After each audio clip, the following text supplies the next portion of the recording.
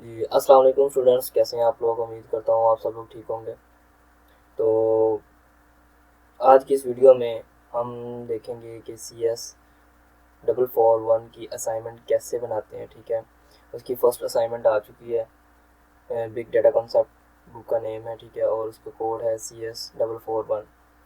तो आइए हम अपने असाइनमेंट की तरफ चलते हैं। ये असाइनमेंट है, ठीक है, इसमें बताया गया है आप लोगों को कि आप लोगों ने डॉक्यूमेंट फाइल या पीडीएफ फाइल को सबमिट नहीं करवाना, ना ही आपने एचटीएमएल कोड को सबमिट करवाना है। उसको इनलाइन या किसी भी फाइल में सेव करके सबमिट करवाना, ठीक है।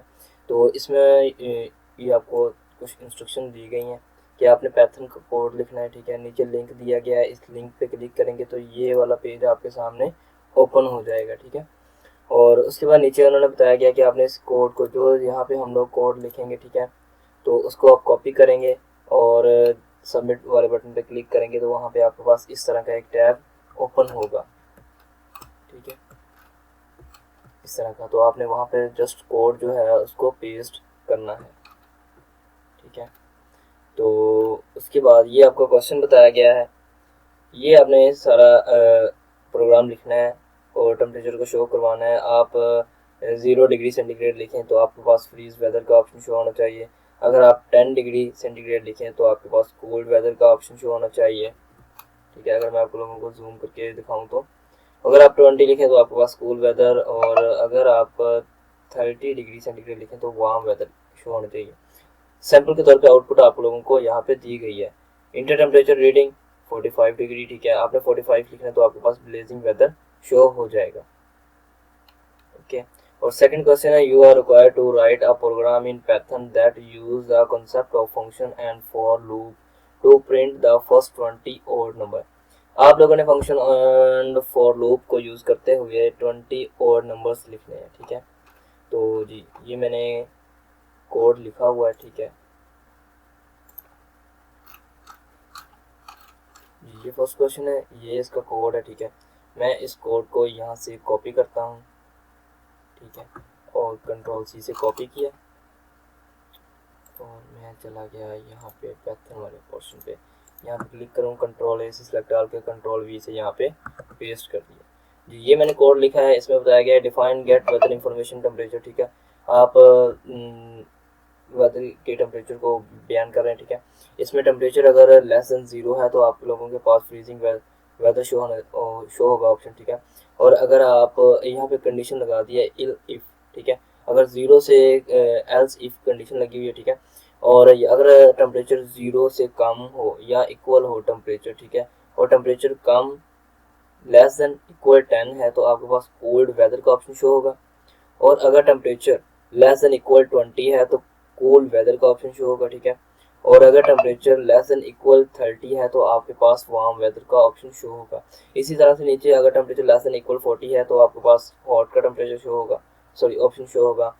उसके बाद नीचे एल्स रिटर्न ब्लेजिंग कंडीशन लगा के इसको यहाँ पे क्लोज कर दिया।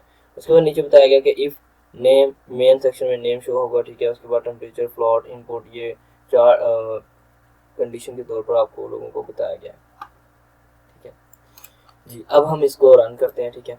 तो ये देखिए हमारा प्रोग्राम यहाँ पे रन हो चुका है। अब यहाँ पे हम फॉर एग्जांपल लिख लेते हैं 20। इंटर का बटन प्रेस करेंगे तो ये हमारे पास कोल्ड वेदर का ऑप्शन शो करवा देगा। 20 पे कोल्ड वेदर का ऑप्शन है, ठीक है। ये देखें, मैं इसको अगर हाईलाइट करके आपको दिखाऊँ तो ओके। और अब हम वापस आते हैं अपने असाइनमेंट में। तो यहाँ पे 20 में बताया गया है 20 कोल्ड वेदर, ठीक है। तो ये देखिए अगर टेम्परेचर लेस देन 10 या इक्वल टू 20 है तो आपके पास कूल वेदर का ऑप्शन शो होगा, ओके। क्लियर है, ये आप लोगों का फर्स्ट क्वेश्चन हो चुका है कंप्लीट।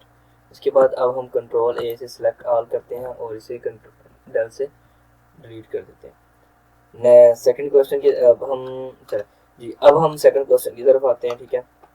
तो इसमें आपने फर्स्ट 20 और नंबर शो करवाने हैं जी। तो ये मैं इस कोड को कॉपी करता हूँ यहाँ से जी। कोड मैंने पहले लिख लिया था ताकि वीडियो लेंथी ना हो जाए, ठीक है। तो ये मैंने यहाँ पे पेस्ट किया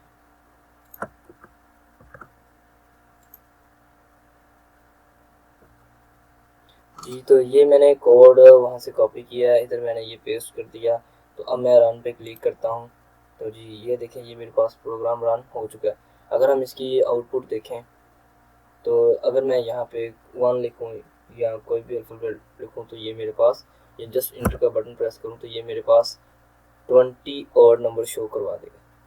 ठीक है, ये इसने मेरे पास 20 और नंबर शो करवा दिए। तो इसका मतलब ये है कि हमारा जो प्रोग्राम है वो ओके है, रन हो रहा है, चल रहा है। ठीक है, तो कोई एरर नहीं है इसमें। अब हम वापस आते हैं अपने असाइनमेंट में। जी, तो ये हमारे 2 क्वेश्चन थे और ये हमने कंप्लीट कर लिया। इसमें बताया गया अपने plagiarism will be check for each question. हम क्वेश्चन की प्लेगरिज्म चेक करेंगे और कॉपी पेस्ट नहीं होनी चाहिए। आप लोगों ने हरगिज़ भी यही सेम नहीं करवाना। ठीक है, इसमें थोड़ा बहुत चेंजिंग कर दें और इसको सबमिट करवा दें। ठीक है, तो इंशाल्लाह आपके फुल मार्क्स आएंगे, इंशाल्लाह इंशाल्लाह। ठीक है, दुआ में याद रखिएगा। अगर आप लोगों ने अभी तक हमारा यूट्यूब चैनल सब्सक्राइब नहीं किया तो काइंडली इसको सब्सक्राइब कर दें और बेल आइकॉन को प्रेस कर दें ताकि हमारी आने वाली हर न्यू वीडियो आप लोगों तक पहुंच सके।